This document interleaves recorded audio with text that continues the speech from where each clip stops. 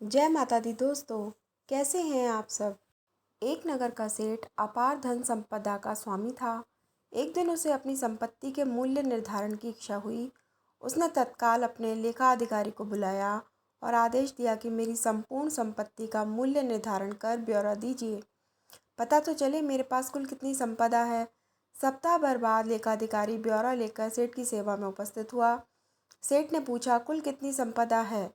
लेखाधिकारी ने कहा, सेठ जी, मोटे तौर पर कहूँ तो आपकी 7 पीढ़ी बिना कुछ किए धरे आनंद से भोग सकें इतनी संपदा है आपकी। लेखाधिकारी के जाने के बाद सेठ चिंता में डूब गए। तो क्या मेरी 8वीं पीढ़ी भूखों मरेगी। वे रात दिन चिंता में रहने लगे, तनावग्रस्त रहते। भूख भाग चुकी थी। कुछ ही दिनों में कृशकाय हो गए। सेठानी द्वारा बार बार तनाव का कारण पूछने पर भी जवाब नहीं देते। सेठानी से हालत देखी नहीं जा रही थी। उसने मन स्थिरता व शांति के लिए साधु संत के पास सत्संग में जाने को प्रेरित किया। सेठ को भी यह विचार पसंद आया। चलो अच्छा है, संत अवश्य कोई विद्या जानते होंगे जिससे मेरे दुख दूर हो जाएं। सेठ सीधा संत समागम में पहुँचे और एकांत में मिलकर अपनी समस्या का निदान जानना चाहा। सेठ ने कहा, महाराज, मेरे दुख का तो पार नहीं है। मेरी 8वीं पीढ़ी भूखों मर जाएगी। मेरे पास मात्र अपनी 7 पीढ़ी के लिए पर्याप्त हो इतनी ही संपत्ति है। कृपया कोई उपाय बताएं कि मेरे पास और संपत्ति आए और अगली पीढ़ियां भूखी ना मरें। आप जो भी बताएं, मैं अनुष्ठान विधि करने के लिए तैयार हूँ। संत ने समस्या समझी और बोले, इसका तो हल बड़ा आसान है।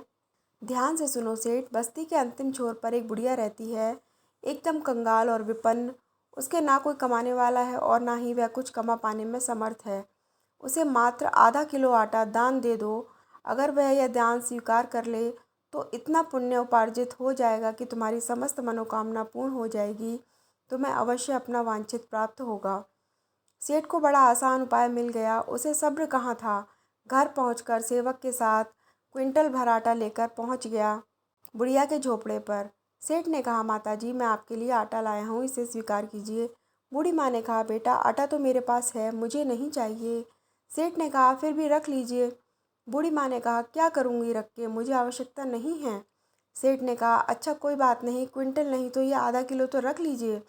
बूढ़ी माँ ने कहा, बेटा, आज खाने के लिए ज़रूरी आधा किलो आटा पहले से ही मेरे पास है, मुझे अतिरिक्त की ज़रूरत नहीं है। सेठ ने कहा, तो फिर इसे कल के लिए रख लीजिए। बूढ़ी माँ ने कहा, बेटा, कल की चिंता मैं आज क्यों करूं। जैसे हमेशा प्रबंध होता है, कल के लिए कल प्रबंध हो जाएगा। बूढ़ी माँ ने लेने से साफ इनकार कर दिया। सेठ की आंखें खुल चुकी थी। एक गरीब बुढ़िया कल के भोजन की चिंता नहीं कर रही और मेरे पास अथाह धन सामग्री होते हुए भी मैं 8वीं पीढ़ी की चिंता में घुला जा रहा हूँ। मेरी चिंता का कारण अभाव नहीं, तृष्णा है। वाकई तृष्णा का कोई अंत नहीं है। संग्रहखोरी तो दूषण ही है। संतोष में ही शांति व सुख निहित है। अगर आपको ये कहानी पसंद आई तो प्लीज़ हमारे चैनल को लाइक और सब्सक्राइब करिए। Thanks for watching.